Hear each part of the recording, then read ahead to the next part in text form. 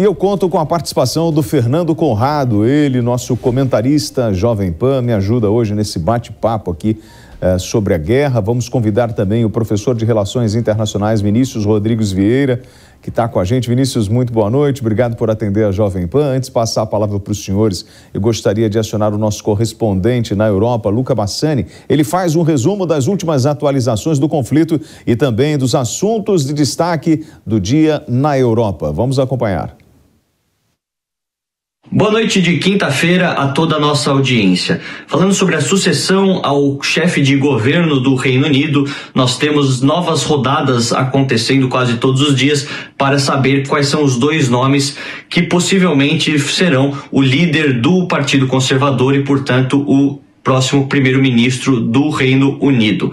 A gente vê que a cada dia aqueles membros do parlamento que não alcançarem 30 votos ou pelo menos se tornarem o último da lista são eliminados até que dois nomes restem. E aí todos os filiados do Partido Conservador, que são 180 mil aproximadamente, escolhem através de carta aquele que será o próximo chefe do partido e, portanto, o próximo primeiro-ministro do Reino Unido. Hoje, Rishi Sunak consolidou a sua liderança, ele que foi o antigo ministro das Finanças de Boris Johnson e tem conseguido, através de uma plataforma econômica, amalgamar vários votos. Seguido, então, por Penny Mordaunt, que é a antiga ministra do Comércio Exterior, que também conseguiu vários votos, cerca de 80, e na terceira posição Liz Truss, a ministra das Relações Exteriores, que ganhou prestígio por conta da guerra da Ucrânia, falar muito favoravelmente à OTAN e muito contrariamente à Rússia.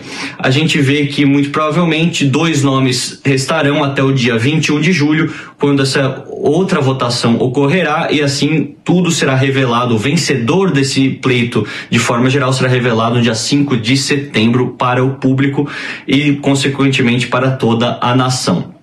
A gente vê que na Itália uma outra crise política surge,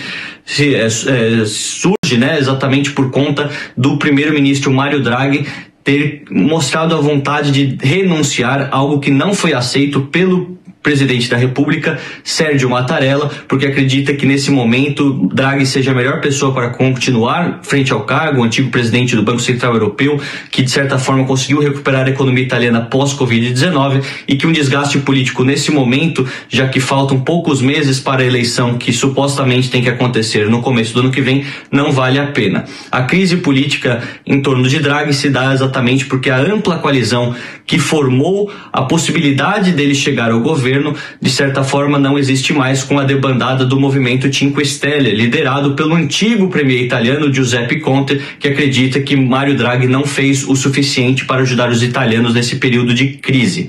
Muito provavelmente, nas próximas semanas, uma nova votação poderá acontecer que decidirá o futuro da Itália nesse aspecto. Se há já o chamamento de novas eleições diretamente nas próximas semanas, nos próximos meses, ou se Mário Draghi continua pelo menos até o final de seu mandato e também o começo das próximas eleições.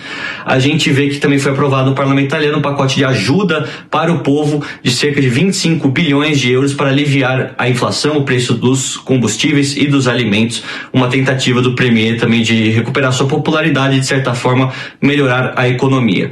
Na guerra da Ucrânia, passamos também sempre as atualizações todas as noites. Hoje vimos que foi assinado o acordo entre Rússia, Ucrânia e Turquia para liberar os portos do Mar Negro e fazer com que o escoamento de grãos e de alimentos volte a acontecer do Mar Negro para o Mar Mediterrâneo, para que cheguem várias localidades, principalmente aquelas que mais precisam no mundo em desenvolvimento e subdesenvolvido, a África e o Oriente Médio, que tem sofrido bastante com a possível escassez desses grãos que são tão essenciais para a vida das pessoas e também para a agropecuária em todo o mundo. Em relação àquilo que tem acontecido nas linhas de frente, muitos ataques em Donetsk, mas também o que chamou a atenção foi um ataque no centro da Ucrânia, na cidade de Vinnytsia, com 23 mortos até agora, entre eles 3 crianças. Os números estão sendo atualizados todas as horas, e o que chama a atenção é por ser uma localidade longe das linhas de frente no Donbass, relativamente ao oeste. A gente vê que está 200 quilômetros ao sul de Kiev, uma região que não teve bombardeios nesse momento e que, segundo os ucranianos, mostra como é generalizado o ataque a estruturas civis, a prédios residenciais e a zonas onde não há nenhum tipo de estoque estratégico militar, o que supostamente significaria crimes de guerra. A gente vai continuar acompanhando todas essas atualizações e também passar adiante para a nossa audiência tudo em primeira mão. Luca Bassani, de Belgrado, na Sérvia, para a Jovem Pan News. Bom, vamos lá, gente. São muitos temas, mas eu acho que o que chama muito a atenção, principalmente nesse momento onde nós tínhamos essa trégua, né, para um realinhamento, por uma questão logística do exército russo ou até mesmo do exército ucraniano, nós tínhamos entendido que as coisas estariam um pouco mais calmas nesse período. Mas, pelo jeito, Putin resolve atacar de forma indiscriminada o solo ucraniano. E aí, Vinícius, essas atitudes que nós estamos acompanhando nos últimos dias, dos ataques do exército russo ao território ucraniano, a alvos civis, são crimes de guerra? Não são, a princípio, crimes de guerra. Os crimes de guerra são determinados sempre por investigações sobre o assunto, né?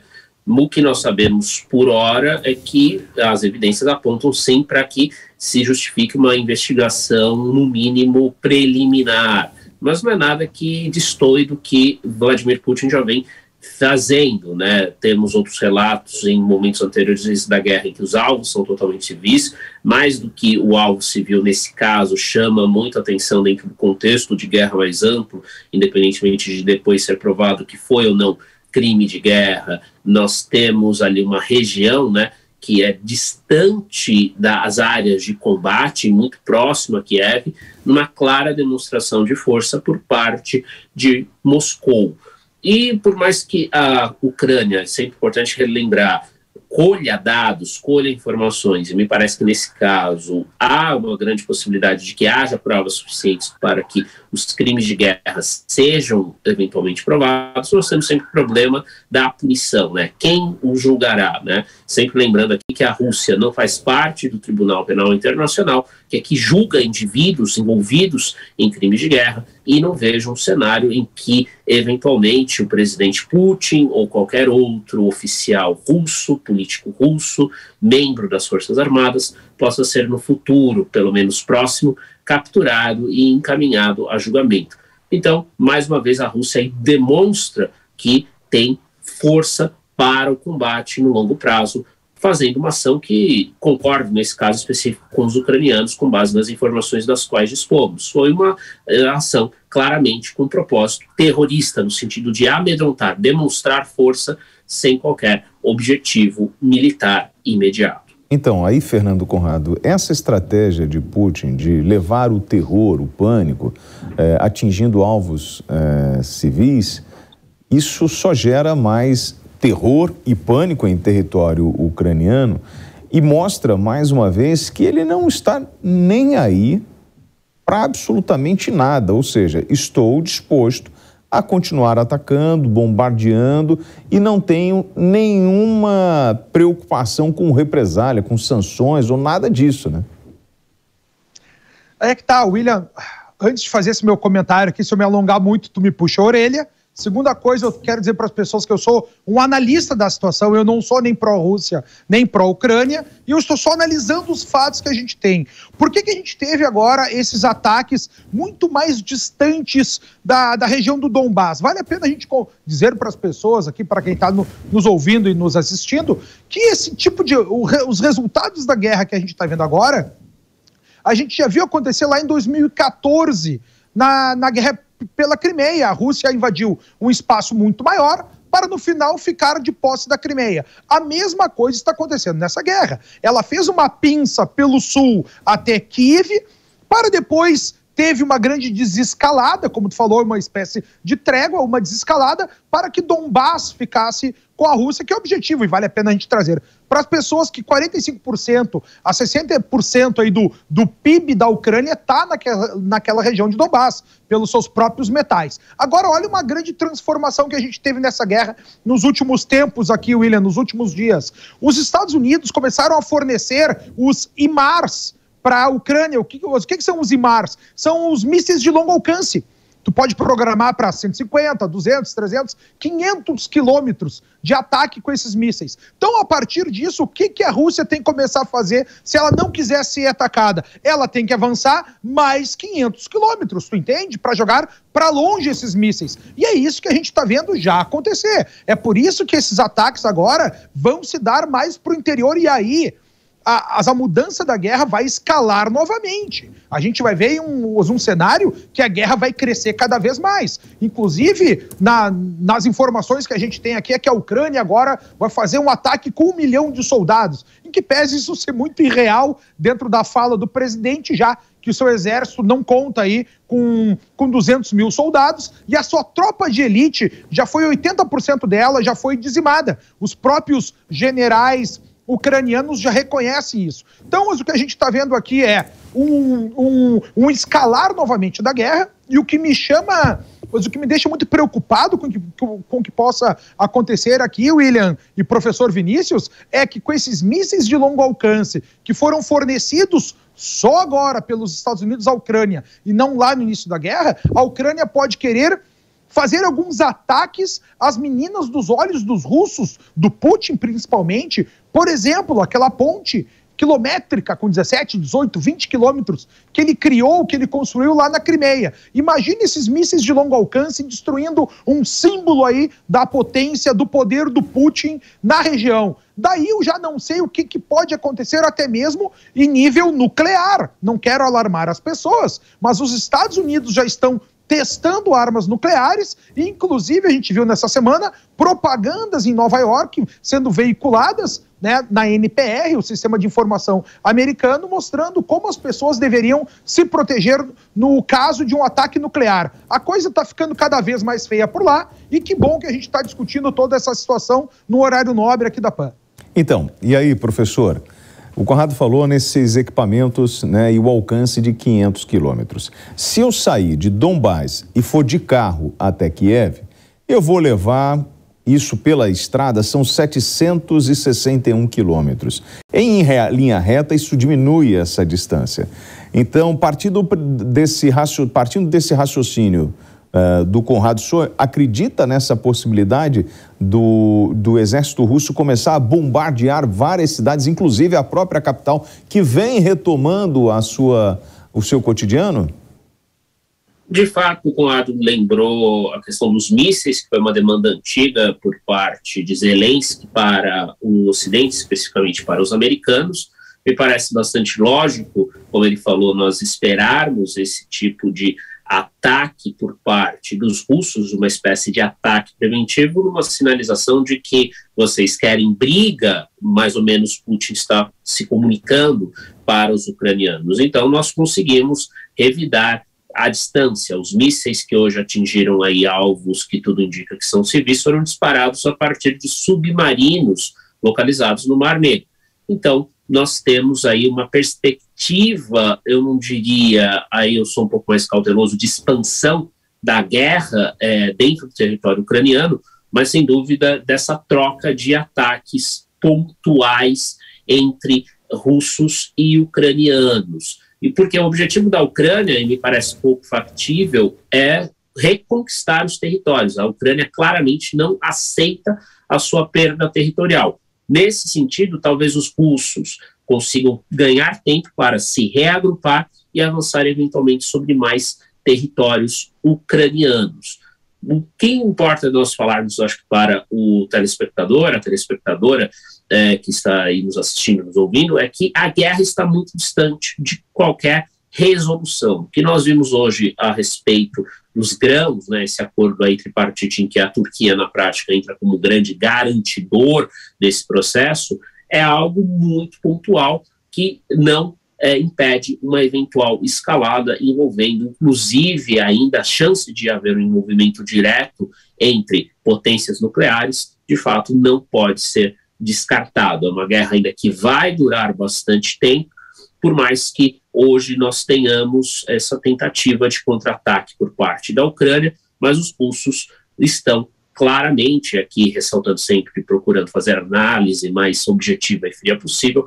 A Rússia tem claramente uma vantagem sobre a Ucrânia, porque avançou sobre territórios, não dá indicações de que perderá esses territórios, e os mísseis de longo alcance não podem ser suficientes frente ao poderio militar russo, que conta com outros equipamentos, principalmente esses lançadores a partir de submarinos localizados no Mar Negro.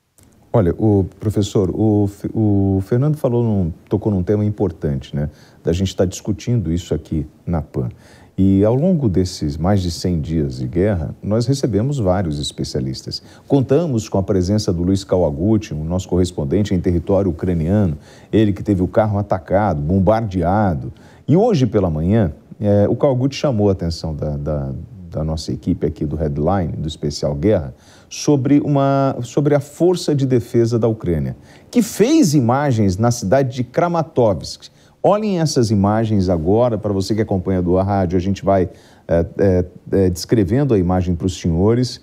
A nova linha de frente em Donbás, né? A imagem é possível notar a cidade completamente fantasma, não tem ninguém na rua. A chegada dos blindados na região, é assustador isso, a gente olhar uma cidade completamente destruída e deserta.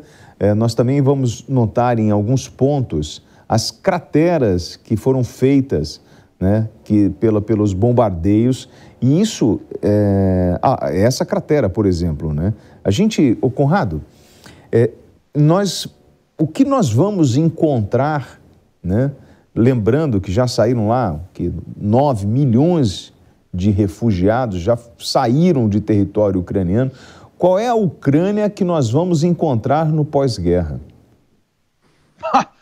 Vai ser um grande trabalho aí de reestruturação nacional, né? Porque a própria população do Donbás, muitos deles, através de uma política russa, já está pedindo também os seus passaportes russos, né, para serem integrados ao território russo. E a gente está vendo também a Europa já fechando as portas para esses refugiados, porque quer queira, quer não, estão sendo transferidos um grupo de cidadãos aí para países que têm que suportar todos os benefícios sociais necessários, inclusive habitação, por exemplo. Os imóveis já começaram a subir de preço para o aluguel lá em Portugal, porque está recebendo muito refugiado ucraniano. E dentro dessa realidade aqui, William, a gente tem que analisar que o próprio povo da Ucrânia não estava preparado para isso, né? Da forma como aconteceu. Quando a gente pensava esse início de guerra, a gente viu até mesmo o presidente Biden ofertando um jato para tirar o presidente ucraniano de lá. A gente já viu a inteligência americana já pensando num sucessor para o Zelensky. E, por outro lado, a gente vê a Europa insuflando essa capacidade de sobrevivência da Ucrânia, insuflando essa capacidade de amor nacional, de ufanismo para lutar pela Ucrânia ainda. E isso está tendo um preço tremendo, porque a gente está vendo aí, inclusive, a própria, e eu volto a falar mais sobre isso aí no futuro, aqui nas próximas inserções, a crise que a gente vive na Europa hoje como um todo, como com a queda do euro, né, despencando aí a própria crise energética que a gente está vendo. Então, eu acredito que essa Ucrânia que nós encontraremos agora num pós-guerra será uma Ucrânia completamente modificada. Inclusive, eu não sei se faz parte dos comentários aqui da nossa equipe de jornalistas, mas o próprio presidente Bolsonaro insinuou uma saída para o final da guerra da Ucrânia, que seria a mesma que a Argentina fez em relação às Malvinas, né, as Ilhas Falkland. Provavelmente ele estava se referindo aí a uma entrega desse território, no caso aí a região de Donbás. E vale a gente lembrar para a nossa audiência aqui, para os telespectadores, que todo esse território que já foi tomado pela Rússia dentro da Ucrânia é maior que o próprio Reino Unido. Então olha como já foi muito afetado, inclusive no seu território, a própria Ucrânia como um todo, e aí a gente vai ver como elas vão juntar, como a Ucrânia e os ucranianos vão juntar esses pedaços de si mesmo para se reconstruir em um futuro, esperamos que próximo. Olha, nós vamos mostrar agora, professor, o mapa de refugiados, já que, aproveitando esse gancho do Conrado, que ele falou sobre o passaporte russo, para a Rússia, 1.625.231 refugiados, Polônia com 4.608.154 refugiados. Professor Vinícius, nós, nessa mudança, né, nessa ida para a Rússia desses refugiados, nós estamos falando das pessoas com um vínculo, né, com família na Rússia, com a própria proximidade, né? Então eu vou buscar abrigo porque, na verdade, é um país vizinho e o relacionamento entre as famílias, né, ele não é uma coisa absurda, não é o meu inimigo. Na verdade, nós podemos considerar como uma extensão da Rússia em função do próprio realinhamento daquele território. Nós temos nessa ida, né, para a Rússia por parte de ucranianos a tendência de que tenhamos ali pessoas que falam o próprio russo, como você bem colocou, tem ali um vínculo, né, cultural, familiar, mas nós não sabemos muitos detalhes sobre esses refugiados. A própria Rússia, no melhor do meu conhecimento, não divulgou muitas informações precisas, pelo menos, sobre esse grupo de pessoas que acabaram indo para o seu território. Lembrando que também alguns, né, foram ali para a Belarus, mas o grande contingente justamente vai para a União Europeia, até pelas melhores condições de vida, independentemente da questão cultural, se bem que não podemos nos esquecer que do ponto de vista da divisão cultural, né, o ocidente da Ucrânia ele é muito mais próximo à Polônia, já foi parte do território polonês, já foi parte em tempos mais anteriores, antigos, antes da Primeira Guerra Mundial, também território ali do Império Alemão.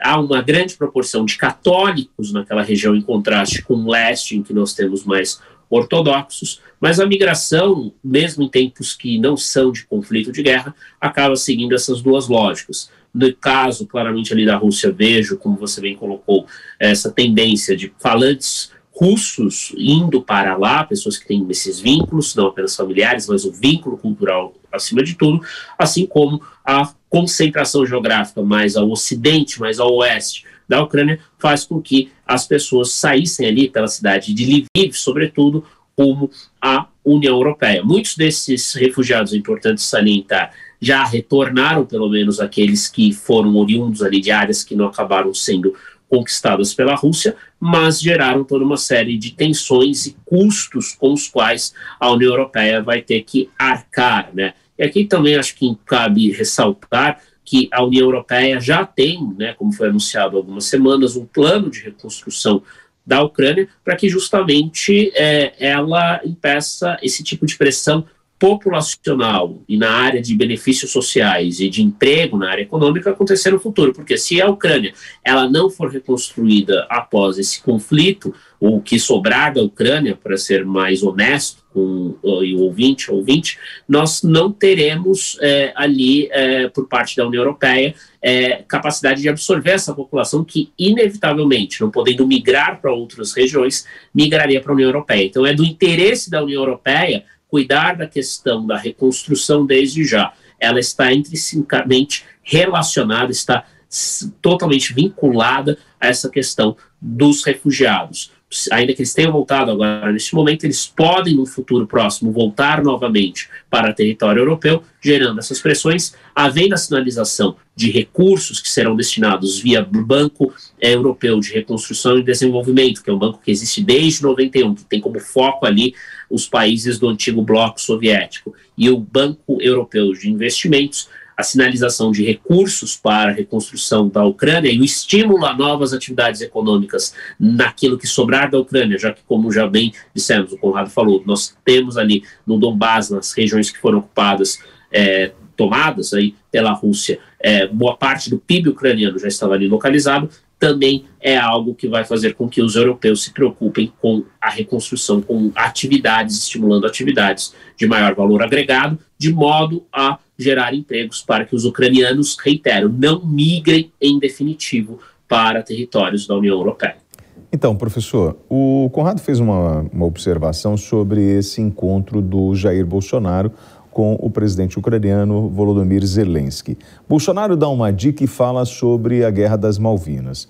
Na Guerra das Malvinas, o Brasil, ele mesmo fornecendo armas e inteligência, né, ao povo, aos argentinos, ele mantém um bom relacionamento com o Reino Unido e ele cria um campo de neutralidade.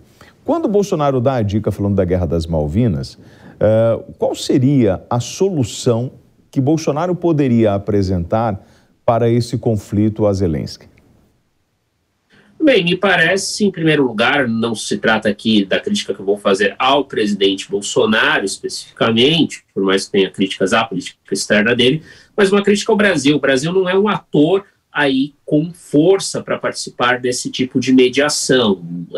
A Turquia, por exemplo, está ali localizada no Oriente Médio, naquela transição entre a Europa e a Ásia, é o antigo centro de poder do antigo Império Otomano, então tem muito mais respeitabilidade nesse sentido, só para fazer aí o contraste com um país muito parecido com o nosso. Mas assumindo que Bolsonaro, de fato, tenha uma ideia para encaminhar a Zelensky, Zelensky queira ouvir Bolsonaro, lembrando que o nosso país, do ponto de vista dos ucranianos, ficou muito alinhado à Rússia, embora diplomaticamente nós tenhamos aí uma postura de neutralidade na prática, me parece que seria tolerar a absorção desses territórios. A grande questão é, os próprios europeus, me parece que nos bastidores, e já estão fazendo esse tipo de pressão sobre os Zelensky. Na Alemanha, por exemplo, já não vou dizer um consenso, perdão, mas já uma maioria da opinião pública, recentemente foi lançada uma pesquisa em 47% dos alemães concordam já em cessão territorial da Ucrânia para a Rússia, de modo que a guerra seja terminada, haja ali um cessar-fogo, haja um encaminhamento para um tratado de paz. Então, me parece que a questão não é a falta de ideias, sejam elas do Brasil ou de qualquer outro ator,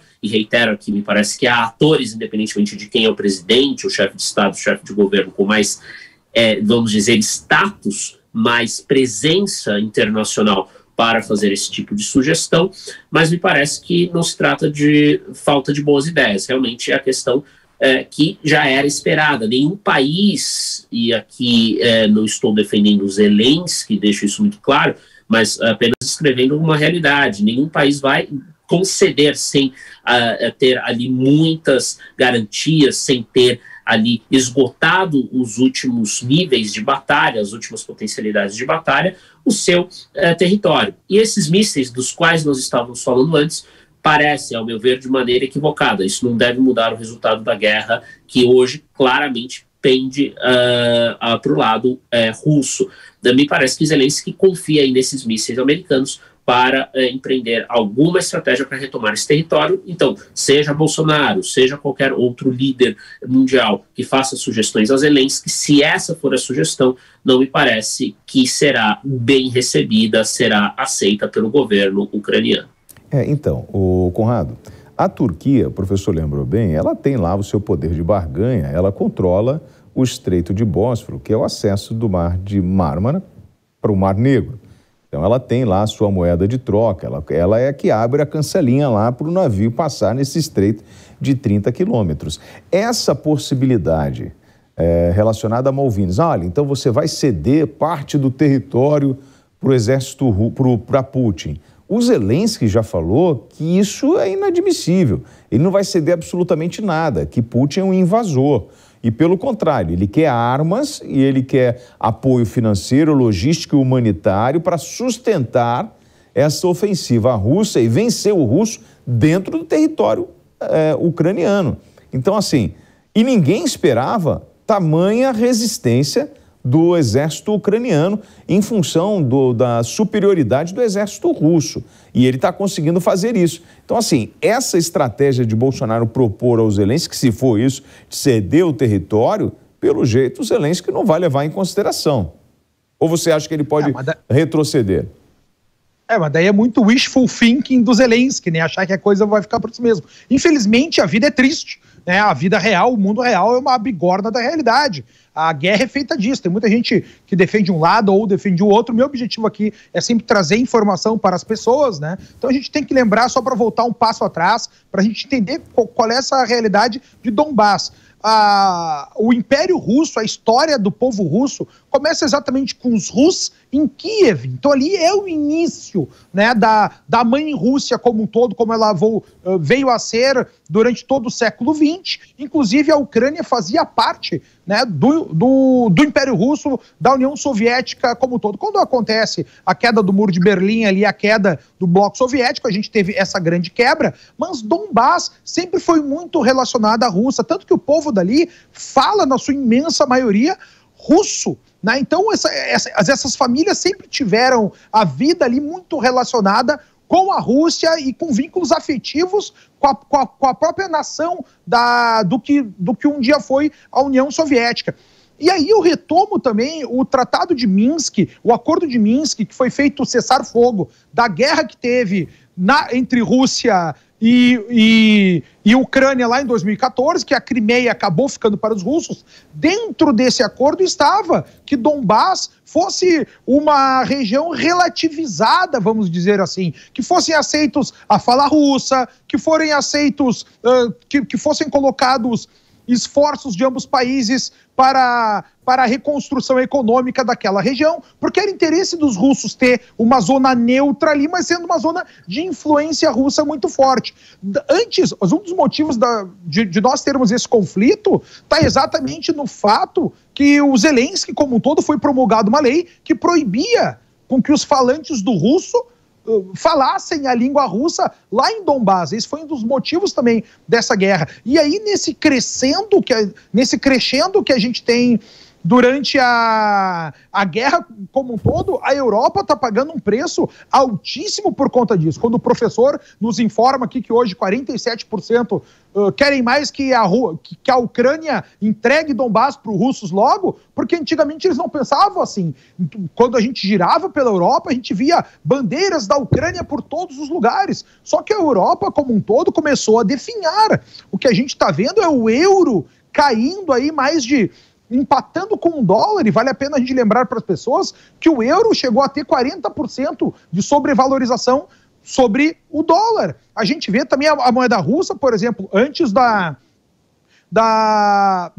guerra estava em 0,78 dólar, né? Depois chegou a 140 e agora a gente está em 58, ou seja, o rublo, a moeda russa, nunca esteve tão valorizada nos últimos 7 anos. A Rússia está muito forte com o mercado como um todo e com a questão que eles possuem energia.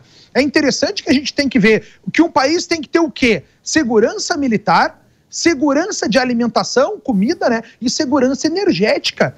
As Alemanha como um todo, hoje principalmente, que é a locomotiva da Europa, a Alemanha está num racionamento de energia. O próprio Estado alemão já está escolhendo quais são os setores da economia que vão receber prioridade no uso da energia. Outros não vão receber. Ou seja, a gente vai ter uma retração da indústria alemã. E com isso, o PIB alemão vai cair nos próximos meses. Isso aí vai ter um reflexo muito grande para o ano que vem. Um outro ponto que a gente tem que enxergar também da Europa é que a Hungria, por exemplo, proibiu qualquer espécie de exportação de energia e de madeira usada para aquecimento. A gente está vendo agora a Alemanha, que sempre teve esse partido verde, né? Sempre teve uma política verde cada vez maior, a ESG, que hoje a gente trocou para Europa sem gás. O que aconteceu é que a Alemanha voltou a usar suas termoelétricas para a produção de energia, já está construindo bunkers, vamos dizer assim, para aquecimento, para o que vai acontecer se não tiver gás durante o inverno que se aproxima. Então a realidade que a gente está vendo na Europa hoje é um desgaste cada vez maior. A gente está vendo seus líderes de diversos países do ano passado para cá despencando, né? O da Áustria caiu, da Estônia caiu, do Reino Unido caiu, da Itália caiu hoje à tarde, o da Alemanha, o Scholz está com um processo, um escândalo ali em relação à droga do estupro, mas também porque não estava funcionando direito ali a sua própria política. Então, se a gente enxergar a Europa como um todo, a Europa está pagando um preço muito caro, que todos nós que analisávamos a guerra lá no início dela, lá em março ainda, falavam, a Europa, se entrar nessa, vai pagar um preço muito alto por conta disso, por conta de todas essas barreiras também que ela impôs à própria Rússia. Porque vale a pena a gente entender que quando a Rússia decreta uma moratória, porque não pode utilizar o sistema de pagamento SWIFT internacional, são os bancos europeus, principalmente, que não recebem dinheiro. E a gente está falando aqui de 25 bilhões de dólares, é uma quantia muito alta. Então, ao meu ver, aqui o preço que a Europa está pagando para essa guerra, só os ingênuos não enxergavam que ela iria pagar. E aí sim veio o meu desespero, o meu assombro, quando eu vejo que os principais líderes da Europa não enxergaram essa situação, que ela ia se enfinhar. A Europa hoje está implodindo a si mesma a partir do seu próprio esforço para piorar sua própria situação. É grave a situação da Europa e essa batalha aí no decorrer do período só vai prejudicar cada vez mais o continente como um todo. Então, Conrado, você fala sobre o Tratado de Minsk. A primeira coisa que o Putin fez foi rasgar isso e desconsiderar. Quando você fala do custo, e aí eu queria provocar o professor, sobre esse custo da guerra para a Europa vai sustentar este custo da guerra preocupada com o possível avanço do exército russo para outros países da Europa? O Putin, ele rasga o Tratado de Minsk, e o Conrado estava chamando a atenção sobre o custo que é para a Europa manter esta guerra em função de tudo que ela está gerando de prejuízo para a Europa. Porém, a Europa vai bancar isso com medo do avanço do exército russo para outros países da Europa? Esse é o primeiro argumento, o argumento de que é necessário conter Putin para que ele depois não avance sobre os países bálticos, como a Estônia, Lituânia, Letônia, não avance sobre a Finlândia, mas a questão mais imediata, que é a guerra, já causou, como o Conrado muito bem colocou, prejuízos muito fortes para a União Europeia que não foram antevistos simplesmente por conta de um único fator na minha leitura, que é o que é a arrogância, né? A arrogância ali do Ocidente em achar que Putin pediria, perdão aqui pela expressão mais popular, mas acho que é exatamente isso do que se trata, pediria água rapidamente, né? Não aguentaria empreender uma batalha, né? Tem no primeiro momento também, a gente já falou sobre isso, a questão de que o próprio Ocidente parecia não querer entrar nessa briga, tanto que os Estados Unidos ofereceram uma carona ao Zelensky recusa, opinião pública no Ocidente pressiona por ajuda para Zelensky, e aí a Europa e Estados Unidos, mas sobretudo a Europa, ela é levada ali para a guerra de modo indireto, mas de modo bastante significativo. Resta o quê para não entrar em confronto direto com Vladimir Putin? Restam as sanções. Só que nós não vivemos mais o mundo dos anos 90, não vivemos mais o mundo do começo dos anos 2000. Nós temos, no caso da Rússia, uma porta de saída que o Ocidente imaginou que não funcionaria, mas até agora, e não há sinal de que essa porta será fechada, em hipótese alguma, ela permite que Putin, inclusive, tenha valorizado sua moeda e continue a vender recursos energéticos, sobretudo petróleo, para outros mercados. Falamos da China, mas também da Índia. Complementando aí o que o Conrado bem colocou, eles não têm ali, a China, apenas acesso ao SWIFT, eles têm o próprio sistema de pagamento chamado CIPS, e por meio desse sistema, tudo indica, e pelo meio da troca direta de rublos com outras moedas, como o yuan, como o renminbi, o yuan, né, a moeda chinesa, a moeda também indiana, as rúpias, né, são trocadas ali diretamente com o rublo, sem a intermediação do Ocidente. O Ocidente não percebeu isso, a Europa não percebeu isso. Então, qual é o resultado agora? O jogo virou, a balança, né, a condição aí de barganha está claramente do lado, gostemos disso ou não, mas é forçoso reconhecer que está do lado de Vladimir Putin, porque ele ameaça deixar a Europa sem gás. Hoje, as notícias de jornais internacionais aí acompanhados pelo mercado, como o Financial Times, por exemplo, davam conta de que grandes empresas petrolíferas europeias alertam para essa possibilidade séria de racionamento durante o inverno, né? Não conhecer essa informação aí da Hungria, que o Conrado bem trouxe, mas é um indício do quê? De que a União Europeia pode caminhar ali para uma situação em que, sem coordenação e sem um consenso de fato sobre como resolver a questão, cada país vai procurar aquecer a sua população como bem entender. E energia não se trata, obviamente, só de aquecer a população, mas é essencial para a competitividade econômica, sobretudo na área industrial, ainda mais no momento em que a China já se consolidou como grande competidora da Alemanha numa série de produções, numa série de manufaturas, principalmente as manufaturas de maior valor agregado, a produção, sobretudo, de máquinas, os bens de capital. Então, a pressão, a tendência de que a Europa pressione Zelensky a reconhecer a perda de territórios e procure encerrar o conflito, ao meu ver, vai se aumentar depois de agosto, depois que os europeus aí voltarem das férias de verão. Bom, falar em férias, a gente tem parte da Europa enfrentando queimadas, numa situação muito difícil. E o Conrado, eu ainda estou naquele tema da visita do Bolsonaro ao Zelensky. E aí, o fato do Bolsonaro ter encontrado o Putin antes,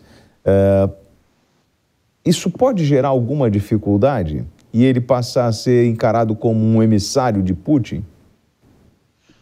Antes de mais nada, eu quero parabenizar o professor aí, que aula que ele vem nos dando aqui no programa de hoje. Que time, hein, William? Que time legal, nós estamos nessa noite. É legal, professor legal. Campeão, o professor já participou com a gente e contribui muito nesse papo. Não, e enxergar a situação da Rússia aqui sem wishful thinking, né? Muita gente, quando analisa, torce para a Ucrânia ou torce para a Rússia. A gente está vendo os números reais aí com a frieza da técnica, né? Da ciência social, aí, da ciência política, do internacionalismo, como o professor bem veio aqui falar conosco. William, antes de uma guerra, é muito ruim tu ser neutro, tá? A neutralidade é muito ruim, cobra um preço muito caro. Mas depois que a guerra começou, a melhor coisa do mundo é ser neutro. E o Brasil tem essa característica dentro do nosso Ministério das Relações Exteriores. Então, de uma forma ou de outra, é interessante que a gente tenha só o fato do presidente Zelensky vir a aceitar uma conversa com o presidente Bolsonaro, já mostra aí que existe uma tentativa de chegar a um prumo final.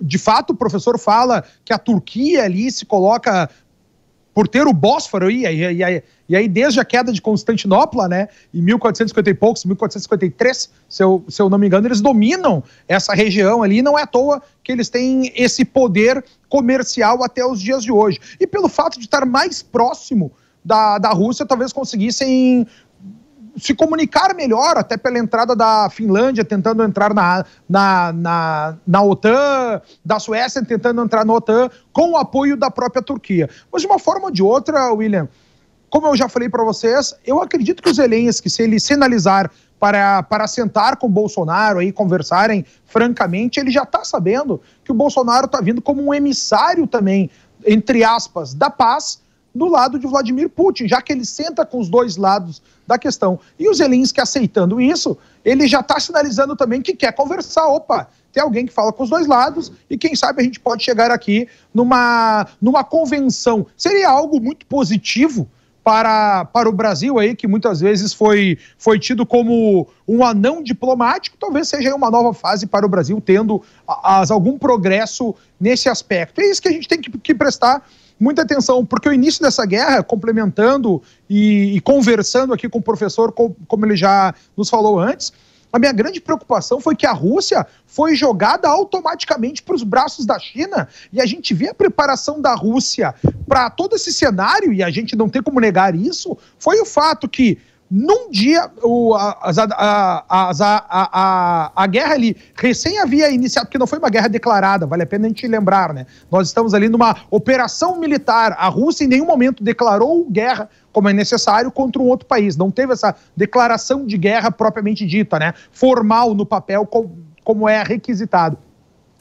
Mas a Rússia começa o conflito, o Ocidente como um todo começa com as suas sanções à Rússia, e a Rússia no outro dia já tinha os contratos de uso de sistema de pagamento, né? No caso eles têm o SWIFT no Ocidente, tem o sistema chinês, no outro dia o sistema chinês já estava funcionando, logo depois o cartão de crédito que havia sido bloqueado no sistema da Apple, já estava funcionando o cartão chinês, ou seja, do dia para a noite a Rússia se aliou muito mais com a China, ficaram muito mais fortes, tanto que agora, nessa guerra, a China, que é produtora de muitos microchips que são utilizados nos mísseis da Lockheed Martin, né, que é a maior produtora de mísseis e de armamentos e a maior fornecedora da OTAN para a guerra, a China já boicotou essa entrega, dizendo que já não tem mais matéria-prima, está dando um jeito politicamente de desaquecer o envio de armas para a própria OTAN. Então, observando essa realidade, eu não sei até que ponto, se essa guerra escalar para para mais violência dentro da Ucrânia, porque eu não acredito que vai sair para outros países, não saiu até agora, né? A gente tem essa tendência de não sair, eu espero que não saia, pelo que a gente está vendo aqui.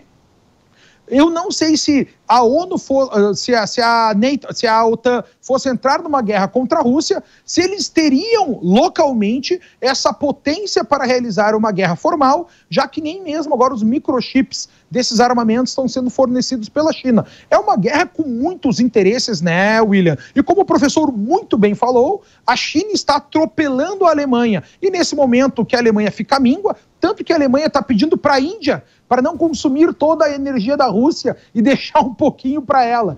A Rússia, aí, para quem não sabe também, durante essa semana, ela fechou o gasoduto lá, o Nord Stream 1, né? Eles têm o 2, estão fazendo o 1 e o 2. O Nord Stream 1, que era quem fornecia gás e energia para a Europa Central como um todo, e eles fecharam para uma limpeza, mas não temos nem a certeza se eles irão reabri-lo. É uma guerra com muitos interesses por trás e uma guerra que está aí tendo sua repercussão no mundo todo, tanto que a inflação que a gente vive no Brasil e parte do nosso caos econômico se deve ao próprio conflito Rússia-Ucrânia.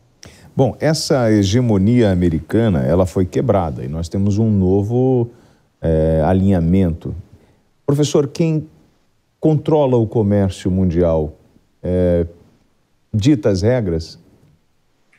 Bem, nas teorias de relações internacionais, a questão não é tanto o comércio, a questão é a grana, quem controla o meio de pagamento internacional. Historicamente, nós tivemos, no mínimo, duas grandes hegemonias em função da moeda. A primeira delas, a do Reino Unido, né? A Libra, né? Nenhum de nós aqui vivenciou esse período, mas nossos avós, bisavós, sem dúvida vivenciaram, em que o dólar não tinha ali aceitação internacional. O que era aceitado internacionalmente era a libra esterlina, a libra britânica, a libra inglesa. Depois você tem um período de transição dos anos 20 até os anos 40, com grande estabilidade, a potencial ascensão do marco alemão com a liderança nazista, e aqui obviamente não se trata de defender o regime A, B ou C, mas de descrever a história, mas nenhum padrão monetário se consolidou, tendo havido apenas o que é a consolidação do dólar como consequência da vitória dos aliados na Segunda Guerra Mundial. Havia planos, é importante lembrar, para que houvesse ali uma convivência pacífica, inclusive em termos financeiros, com o império de Hitler, né?